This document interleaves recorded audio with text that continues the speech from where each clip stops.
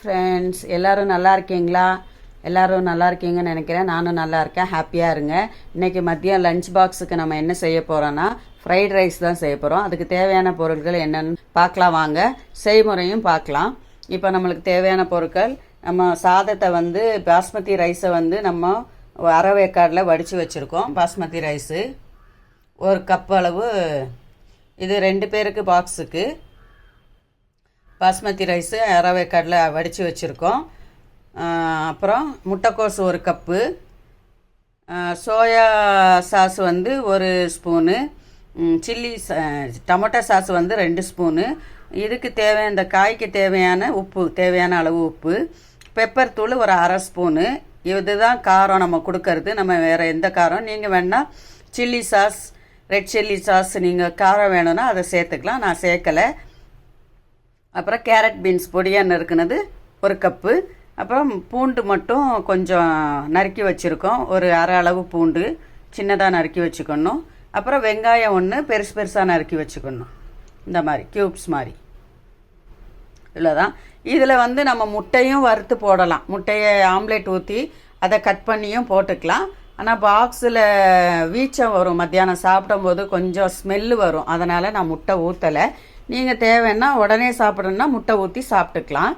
இது பாக்ஸு கொடுக்குறதுனால நான் முட்டை ஊற்றலை. முட்டை கிரேவி மாதிரி செஞ்சு கொடுக்க போகிறேன். இப்போ எப்படி செய்யலான்னு வாங்க பார்க்கலாம். இப்போ பேன் அடுப்பில் வச்சுக்கலாம்.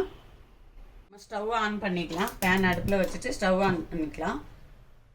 இப்போ நம்ம இதுக்கு தேவையான 4-5 ஸ்பூனு எண்ணெய், கொஞ்சம் அதிகமாக தான் தேவைப்படும். ஒரு 5 ஸ்பூன் அளவு ரீஃபைண்ட் ஆயில் ஊற்றிக்கலாம். எண்ணெய் சூடாகட்டும். எண்ணெய் சூடானதும் டெய்லி பாக்ஸுக்கு என்ன செய்யன்னு ரொம்ப எல்லாருக்குமே டென்ஷனாக இருக்கும். ஏதாவது ஒன்று செஞ்சு கொடுப்போம், அப்பவும் ஆட்டோமேட்டிக்காக அதே திரும்ப வந்துடும்.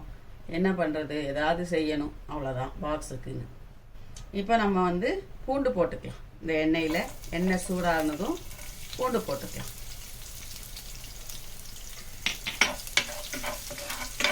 பூண்டு நல்லா ஃப்ரை ஆகணும். இதில் எண்ணெயில்,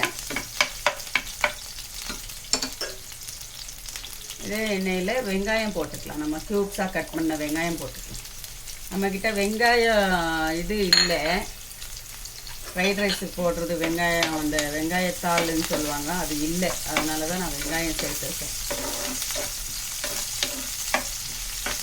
இதுவும் நல்லா ஃப்ரை ஆகணும். இஞ்சி கூட போட்டுக்கலாம். நான் போடலை. இஞ்சியும் பொடியாக நறுக்கி நீங்கள் இஞ்சி கூட போட்டுக்கலாம் உங்களுக்கு தேவைன்னா. நான் இஞ்சி போடலை, பிள்ளைங்களுக்கு பிடிக்காது இஞ்சி போட்டால், அதனால் நான் இஞ்சி போடலை. ஃப்ரைட் ரைஸ்னால் வீட்டில் செய்கிறது தான், வெளியிலலாம் வாங்கி சாப்பிட்றது இல்லை. வீட்டிலே செஞ்சு கொடுத்துருவோம். வீட்டில் செஞ்சு சாப்பிட்டாங்கன்னா முட்டை போட்டு செஞ்சு கொடுப்பேன். இது ஆஃபீஸுக்கு லஞ்ச் பாக்ஸ் கட்டுறதுனால முட்டை போட மாட்டேன். அந்த முட்டை வீச்சம் வந்துடும் மத்தியானத்துக்குள்ளே. அதனால் முட்டை சேர்க்க மாட்டேன். அதுக்கு பதிலாக முட்டை கிரேவி மாதிரி செஞ்சு கொடுப்பேன்.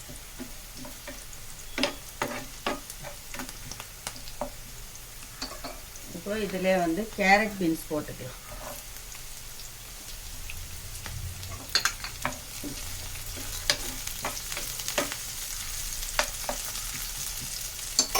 இப்போ அந்த காய்க்கு தேவையான உப்பு,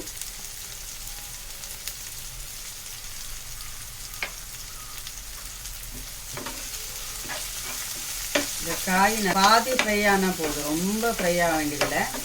அதை சாப்பிடும் போது நறுக்குன்னு அது தெரியணும். காய் கொஞ்சம் நறுக்குன்னு இருந்தால் தான் ஃப்ரைட் ரைஸில் நல்லாயிருக்கும். ரொம்ப வெந்துடக்கூடாது காய் கொலைய, அதை கவனிச்சுக்கலாம்.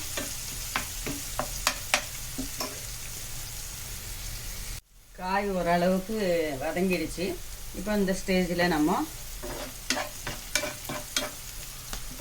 காய் இவ்வளோதான் வேகணும், பாதி வேக்காது.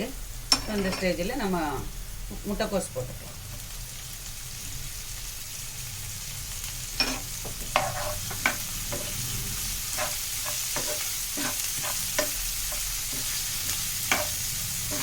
இதுவும் ஒரு பாதி ஃப்ரை ஆனால் போதும், முழுசாக ஃப்ரை ஆகக்கூடாது. முட்டைக்கோஸ் ஒரு பாதி ஃப்ரை ஆனால் போதும்.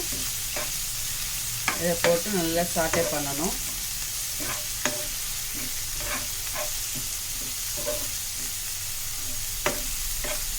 உங்கள் வீட்டில் லஞ்ச் பாக்ஸ் என்ன, மத்தியானம் லஞ்ச் என்னன்னு சொல்லுங்கள். எங்கள் வீட்டில் இன்றைக்கி வந்து லஞ்ச் பாக்ஸுக்கு ஃப்ரைட் ரைஸு, காலையில் டிஃபன் வந்து அடை தோசையும் தேங்காய் சட்னியும் தான் பிரேக்ஃபாஸ்ட்டுக்கு. இது மத்தியானம் லஞ்ச் பாக்ஸுக்கு. திருப்பி மத்தியானம் சமைக்கணும். அது அப்போ தான் முடிவாகும் என்ன சமைக்கிறதுன்னு. உங்கள் வீட்டில் என்ன பிரேக்ஃபாஸ்ட்டு, என்ன லஞ்ச் பாக்ஸுன்னு சொல்லுங்கள். இப்போ முட்டைக்கோஸ் ஓரளவு வதங்கிடுச்சு. இப்போ இதில் பெப்பர் தூள் சேர்த்துக்கலாம். பெப்பர் 1/2 ஸ்பூன் பெப்பர் தூள். இதுதான் காரம், வேறு எந்த காரமும் நம்ம கொடுக்கறதில்ல.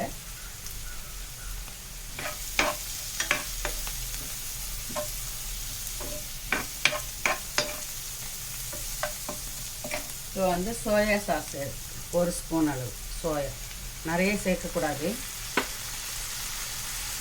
இப்போ டொமேட்டோ சாஸ் 2 ஸ்பூன் அளவு டொமேட்டோ சாஸ்.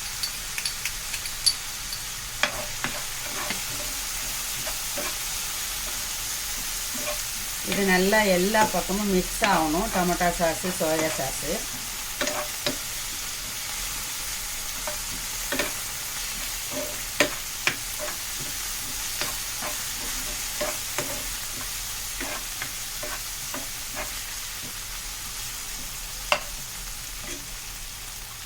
இப்போ நம்ம ரைஸ் சேர்த்துக்கலாம்.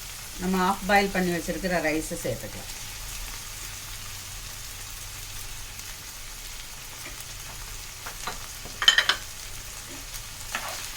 இந்த ரைஸ் வந்து ஃப்ரை ஆகணும். இந்த ஆயிலில், இந்த காய்கறி இந்த ஆயிலில் வந்து ரைஸ் ஃப்ரை ஆகணும். அரை வேக்காடு அவிச்சு வச்சுருக்கிற ரைஸ் வந்து நல்லா ஃப்ரை ஆகணும்.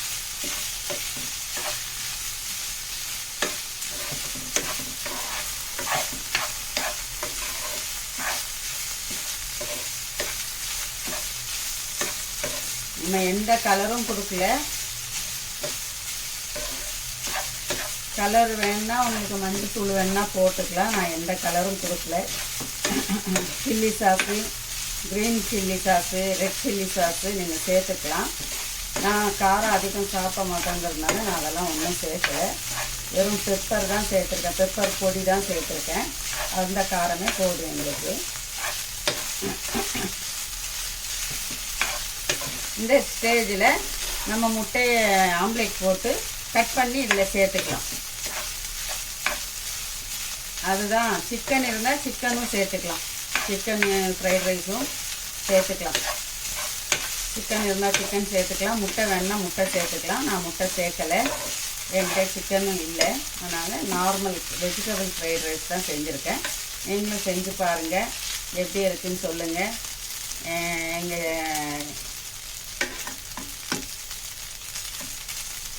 நீங்களும் ஃப்ரைட் ரைஸ் செஞ்சு பாருங்கள், எப்படி இருக்குன்னு சொல்லுங்கள். இதே மாதிரி செய்யுங்க.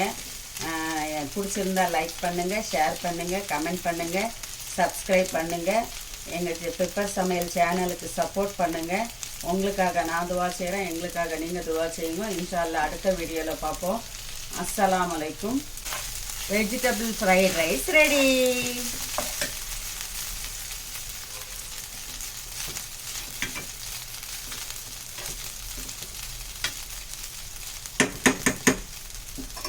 ரைஸ் ரெடி ஆகி